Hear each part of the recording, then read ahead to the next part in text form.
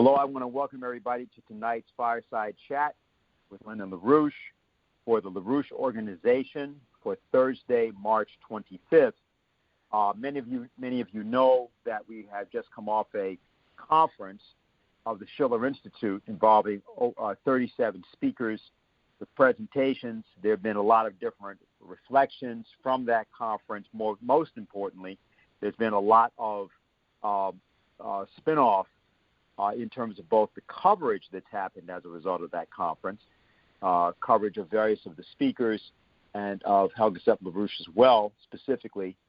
This has occurred in various countries of the world, and it's also the case there's a deeper discussion process now underway in our organization in the United States. We're going to be doing some things that are different as we move forward from that conference, and those differences will be reflected both in the Thursday call and Monday call, and also in our Saturday meetings and a bit of the process that we intend to bring into existence a little bit more consciously. Many years ago, when Lyndon LaRouche first began his organizing of his organization, the International Caucus of Labor Committees, he referred to it as a system of conferences, not a series of conferences merely, but a system of conferences. And so it wasn't a dues-paying membership organization, and it didn't have chapters and all those other things that people think an organization has to have. He wanted something different. And the concept was it was a philosophical association, but in the deepest sense of that idea. And when I say in the deepest sense, the notion was questions of profundity that should be put in front of the citizenry, LaRouche believed should be able to be discussed by anyone in the citizenry. And so the idea was that there was a public education process that had to be carried out primarily through the use of publications and street presence, being out on the street, debating matters and discussing matters. This didn't mean demonstrations. It didn't even mean particularly rallies. It meant the public discourse exactly as the way in the way in which the Socratic method was first conducted, or in a different way was done in the early days of Christianity, or for that matter, even in the early days of the proselytizing, the actual proselytizing of Islam, and of course Judaism's tradition with the Torah and the studies. That was the idea, that you have a process that people are able to engage in, which is really somewhat modeled on the town meetings process of New England, but it was different than that. It's different in that it was an international discussion, and all of the citizens got involved, and all of the citizens would have a role. Now tonight, Paul has a very specific set of topics he wants to take up, and importantly, we have, as I think everybody's aware, this announcement by the Biden administration of this trillions-dollar infrastructure program. You've had other announcements by the Biden administration. But what we're going to do, in a release of our pamphlet on the Great Reset, and what we call the Great Leap Backward, is that we are going to lift this whole discussion completely out of where America and Americans and people in the transatlantic world have put it. And to give you an idea by why we're going to do that, let's just take the fact that on April 22nd, there's supposed to be a leadership summit that President Biden is supposed to be holding, and this is where the United States is supposed to, retake the leadership for global warming and all of that. But what is that really about? I'll just indicate something at this point. And we'll discuss this further when we get into questions and answers. But this is from an article that was written on April 20th of 2010. Now remember, Earth Day is April 22nd. This article came out on April 20th of 11 years ago.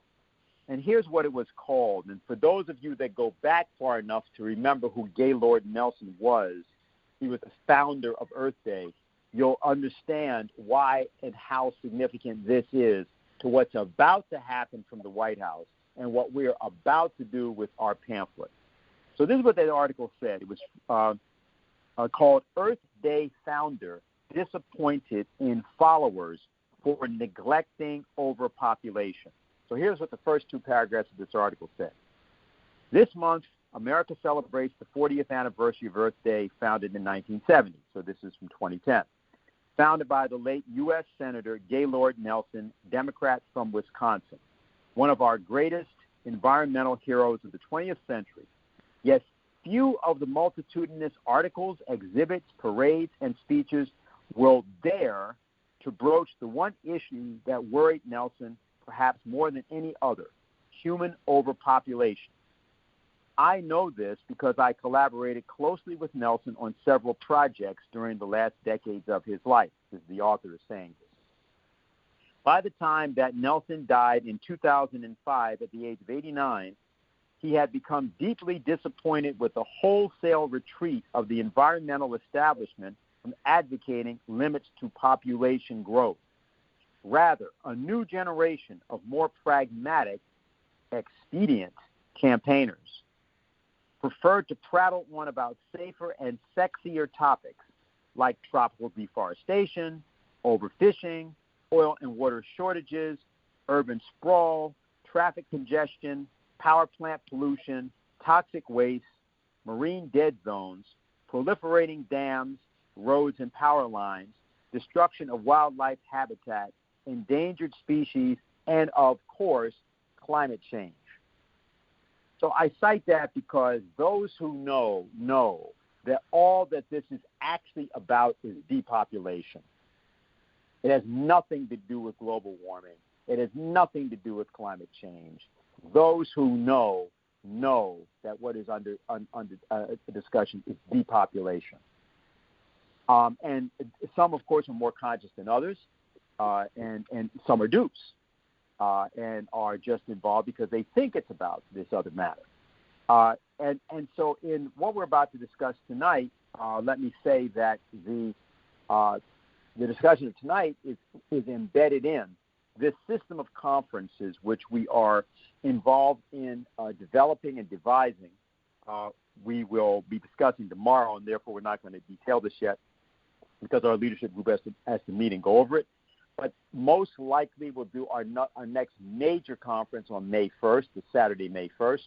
But there will also be a conference on the 17th of April, smaller, prior to Earth Day, where besides our having gotten out our Great Leap Backward pamphlet, which will be out soon, we want to get everybody completely ready to wreck what will be the next week that is after the 17th of April. They're just going to be revving up and revving up and revving up all over the world on this question of the Green New Deal or the global reset, all that kind of thing. And so in order to get us in shape to begin to look at this thing, we're devoting tonight and the next several weeks on Thursday to having presentations and discussions where we can bring up some fundamental matters and change the axioms, I'll put it that way. The premises that people have about what they think is actually being discussed. And so Paul has a particular orientation toward that tonight. I'll let him go ahead and go through it. But as we've said, you've had this $3 trillion, announcement by Biden, and people think it's an infrastructure program, but we think something different. So Paul is now going to start, and then we'll go to questions and answers after. So Paul? Okay, thanks. So that begins well to set the context for what I want to talk about.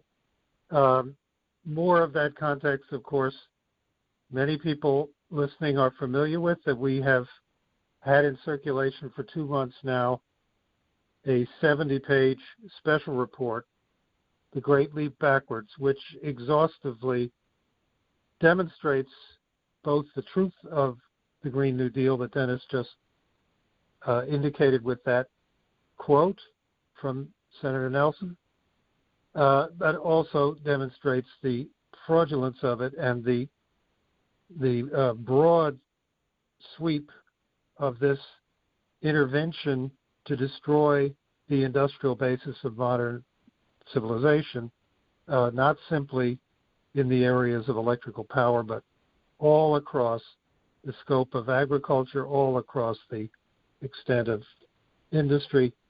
That's been thoroughly described in that pamphlet. And again, in the conference this past weekend, where on one of the panels you had both a description by our Richard Freeman of EIR of the way in which all of the most important industrial sectors are slated for cutbacks because they produce carbon dioxide as byproducts of the various processes involved in that industry. All of them by the World Economic Forum and the Great Reset crowd, the Green New Deal crowd, all of them are targeted for cutbacks, not simply power. And in addition, there was a presentation by physicist William Happer from Princeton, who demonstrated the extreme bum rap that has been hung over carbon dioxide as if it were something harmful and dangerous to the planet and to life on the planet, when in fact it is not only not harmful, but necessary and useful in a very provocative way in which he described it.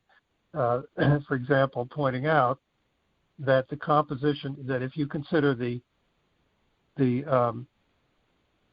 effluent that comes out of a power plant as its breath, that the composition of a modern coal plant, what's called a low emissions coal plant, and the composition of your breath are about the same. There are obviously, a coal plant is big, but there are a lot more human beings than there are coal plants.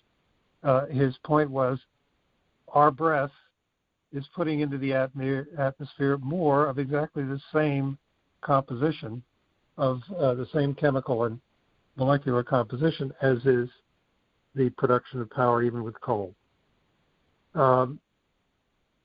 So he thoroughly debunked the idea that the Earth is in danger of somehow burning up, being destroyed, becoming uninhabitable as a result of this useful and even useful in the increase of its parts per billion in the atmosphere gas, carbon dioxide.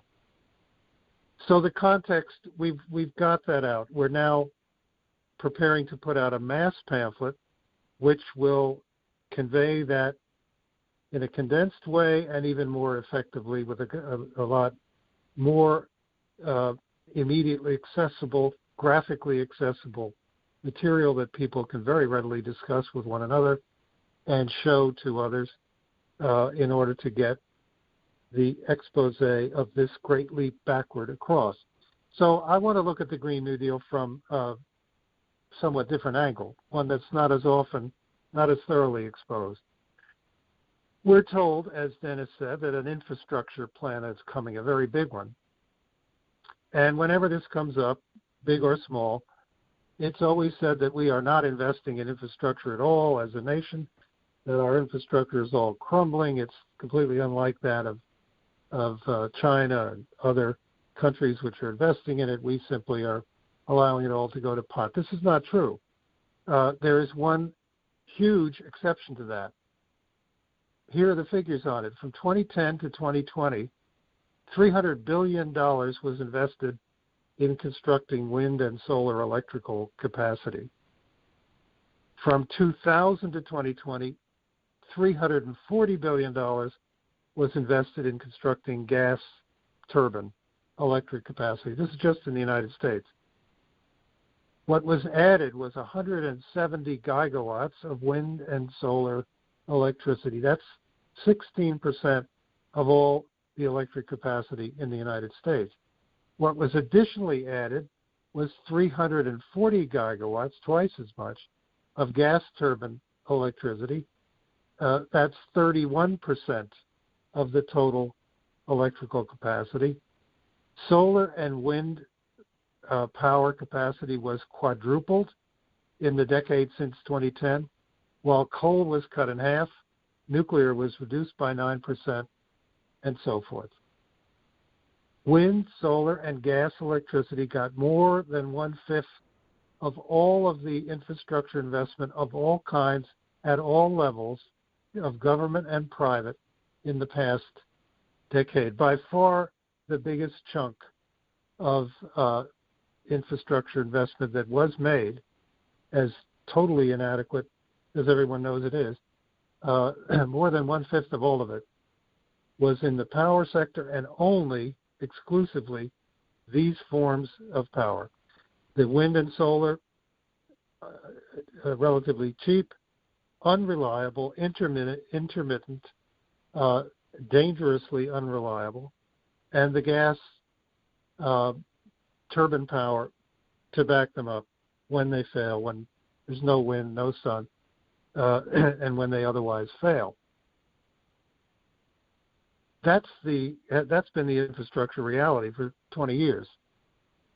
What did not get built while those very large investments were being made is quite a list. Storm gates and walls and levees for hurricane and flood protection in areas located near the hurricane coasts. Water management systems, waterway improvements, systems like the Tennessee Valley Authority, desalination plants for attacking the western and southwestern drought, which again now it tends to be at a peak. Drinking water systems, replacement and repair of drinking water systems, not built, not constructed. 500,000 more general hospital beds, which we've needed for the last 20 years, and finally in 2020 everybody saw just how badly we needed them. They were not built. Electrified rail systems, tunnels and bridges, they were not built. Airports, they were not built. What did not get invested in? The necessary investment of billions of dollars into crash programs for fusion and plasma technology development, Moon-Mars mission, and so forth. You get the picture. Only one kind of infrastructure investment was going on. So today, then, Biden actually in his press conference, despite the atmosphere around it, didn't actually go into infrastructure, but Chuck Schumer did. Schumer also held a press conference today, and he did. Here's what he said, quote, "Climate change is the priority in the infrastructure bill called Build Back Better." That's supposed to be a $1.5 trillion bill. He also said, quote, "I think the American people know we have to do infrastructure in a new green way." So, made it very clear, could have been speaking for Biden. Biden has quite a habit now of saying, this one speaks for me, this one speaks for me. Well, Schumer speaks for him on this, and he made it very clear the new green way is in fact not new at all. It's the intensification of what's been the infrastructure outline, the infrastructure characteristic of the United States for at least the last 20 years. And now it's going to be spread into all these other industries as well, and across agriculture, where chemicals are going to be withdrawn, mechanization is going to be reduced, the use of fossil fuels for tractors and every other kind of farm equipment is going to be targeted. Livestock, above all, is going to be targeted for drastic reduction. You're basically, the idea is to go back in the direction of dirt farming. So, that is what infrastructure has meant and means in spades in this new bill. So there are victims of it.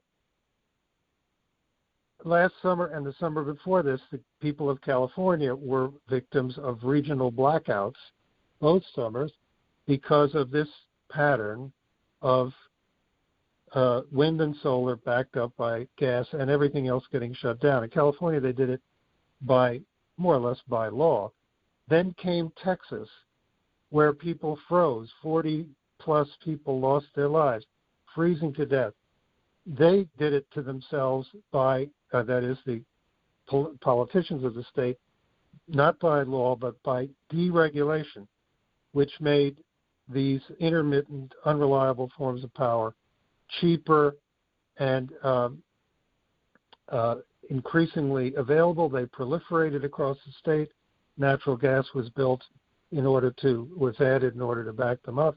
Everything else was relegated to second-class status, coal and nuclear. And of course, when that happens with a big, durable, reliable, 95% of the time it's generating, when that happens with a big nuclear plant or a coal plant like that, sooner or later the utility that owns it decides to take it off, shut it down to save money because it's not being used at anywhere near its capacity. Everybody's going for the cheap, unreliable stuff, the wind and the solar. More than 40 people lost their lives. Texas people froze. Everybody knows that story. What people have not heard is that at the same time, from the same freezing polar vortex, the water system in Jackson, Mississippi began to break. And long story short, the people of Jackson, which is a city of 165,000 people, and the state capital of Mississippi, the people of that city have been a month now without water for anything, unless you could drive it in and then hoist it into your house some way. They haven't had water for anything. 165,000 people in the capital of the state. These are where the victims are of this so-called infrastructure building. Now, in this infrastructure, if you're going to have an infrastructure investment now, unless you extend and build nuclear power in California and Texas, unless you invest that $5 billion plus that the civil engineers say you have to invest in the drinking water infrastructure in Mississippi, and actually they said you had to invest it in 2015, and that's really been the case since at least 1995. Unless you invest that and by now it's probably $10 billion in drinking water infrastructure in Mississippi, you're not building infrastructure. Rather, you're destroying it by spreading cheap, unreliable, intermittent forms of power all over the nation and calling that infrastructure. And Chuck Schumer intends to continue to call it infrastructure in this bill. Another angle that's worth understanding is that this so-called infrastructure investment that they're now touting is really just a small part in a money printing spree which started last March, which has already reached right now $6 trillion plus $4 trillion. I'll explain that in a minute. And with these bills, the $1.5 trillion, what Biden's calling a child care and other household needs bill, and then a $1.5 trillion, what he's calling an infrastructure bill. With these, this money printing will reach $9 trillion plus $5 trillion by June.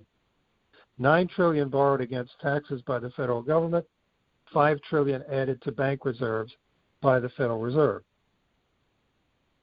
Now, you might say, well, that $5 trillion is part of the $9 trillion, but it's not, because the way this works is that the Federal Reserve it quote unquote prints money by creating new excess reserves from the banks.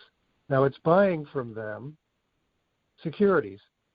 The bulk of those securities, the majority of them, are Treasury securities. So these are the banks, the big primary dealer banks, London and Wall Street banks, which have bought all these $9 trillion, or a pretty good chunk of the $9 trillion that the Federal Reserve has borrowed against future taxes. And they have then sold a pretty good chunk of those Treasury securities to the Federal Reserve, along with a lot of other securities, mortgage-backed securities and so on. The Federal Reserve buys them from those banks by creating electronic excess reserves for the banks. So you might think, well, that really is just an exchange, a part of the $9 trillion. But no. With those electronic excess reserves, the banks can now they can do some money printing of their own. They can create their own money by using those reserves to issue loans or to buy securities themselves or to issue loans. And who have they been issuing loans to in the last decade in particular, and above all in the past year, to firms that deal in securities. So those banks have been using them to speculate in the debt of typically hedge funds. They're doing it through the repo market and so forth, but they are creating their money in the process of feeding speculative lending out into the rest of the financial sector, the so-called shadow banks. I've been demonstrating in our briefing all during this year that the banks actually, the entire U.S. banking system actually has less bank credit in the form of loans and leases out than it did back last May.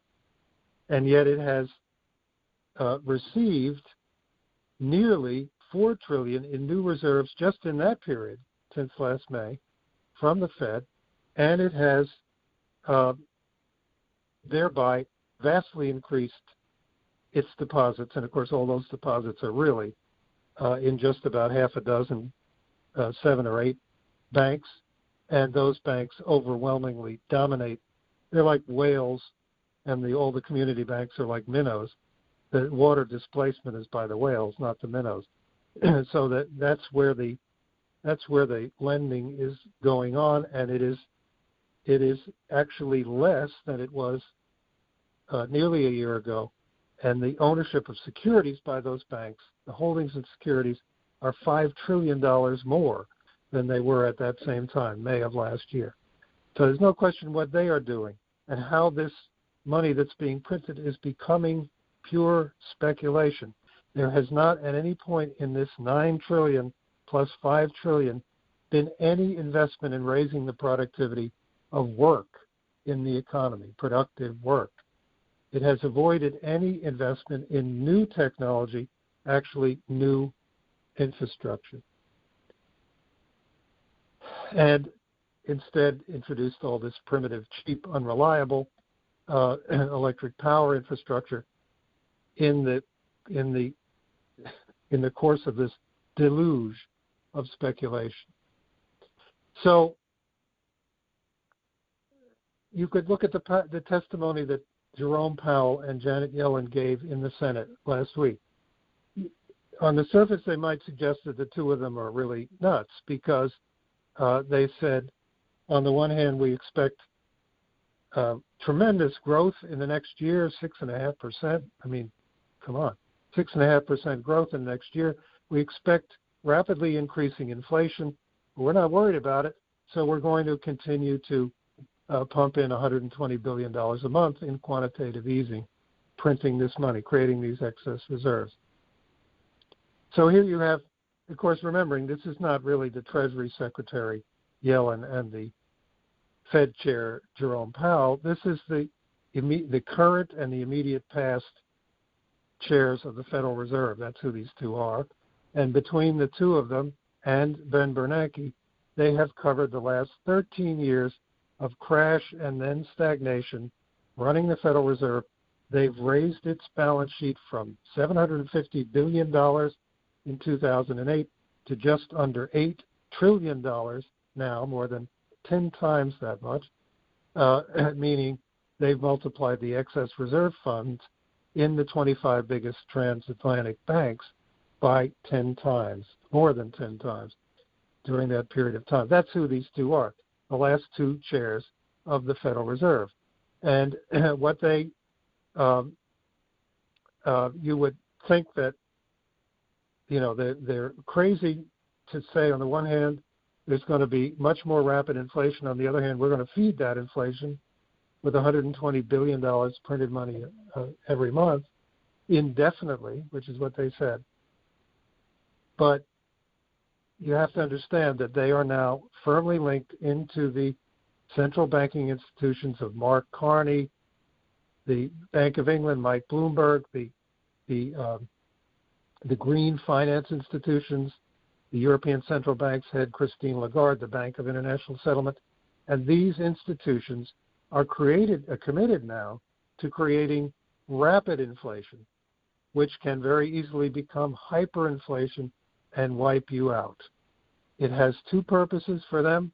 The first is to melt down or inflate away large amounts of what is now $250 trillion in global debt, 70 trillion of it in the U.S., and that global debt has grown by 75 trillion under their hands since the 2008 crash.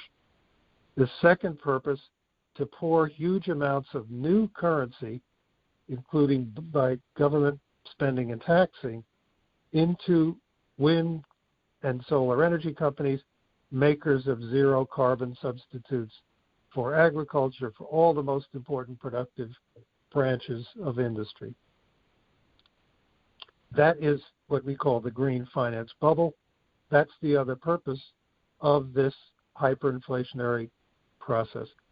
Infrastructure, in the sense that Lyndon LaRouche understood it and that we should understand it, that is investment at the frontiers of technology into new platforms of infrastructure as the basis for the industrial activity of the economy. That has nothing to do with this procedure, this process. You just look at other things they said. They said that higher elevated asset valuations in the markets are not any reason for alarm. Yellen said, I think that in an environment where asset prices are high, and what's important is for regulators to make sure the financial sector is resilient and the markets work well. And the financial institutions are appropriately managing their own risks. Terrific. Then she said that the big banks are going to be permitted to resume buying their own stock as of July. She said that was not a concern.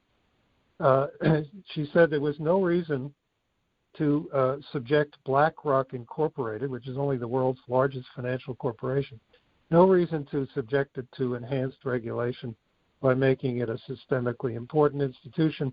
She fought with Elizabeth Warren in her testimony on this. No problem with just reactively following what BlackRock does with its $7 trillion in funds under management. But what did they think was a problem? Well, here's what they said. A core pillar of our framework seeks to address the macro-financial risks of climate change. The Financial Stability Climate Committee, that is of the Federal Reserve, will address macro-prudential risks for how climate could pose systemic risks to the institutions the Fed supervises. So, in other words, climate change is a risk to the whole financial system. Hyperinflationary money printing is not a risk. Speculation by multi-trillion-dollar banks and financial companies is not a risk. In fact, we put that speculation on steroids.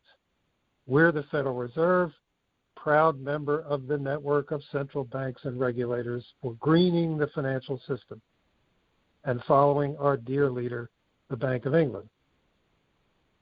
So that's what is actually being called, or let's say one small part of it, that hyperinflationary drive is being called Joe Biden's infrastructure plan. Ignore the title. This is what it is.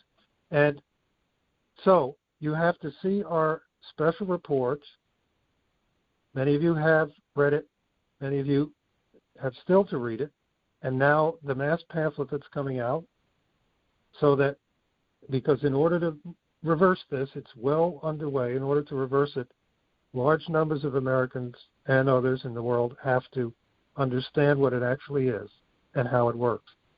Lots of people and many groups are ready to mobilize with us against this, some of them in their own way already doing it, like the attorneys general of the 12 states which have sued the Biden administration over Biden's executive orders targeting carbon-based electricity and energy production. Many other organizations of that type, trade union organizations. Let them understand that we have allies against this, and that those allies are, above all, Russia and China. These are nations that continue to insist on nuclear power.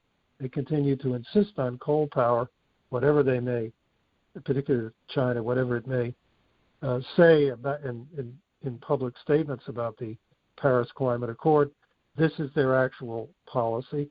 They insist on aggressive space programs, and they have them.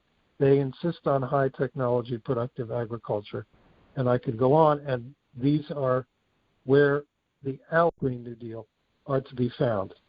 So that's the angle from which I wanted to try to show the underside of this this monster for this particular discussion, and I'll stop with that and hope that we can get into it in questions.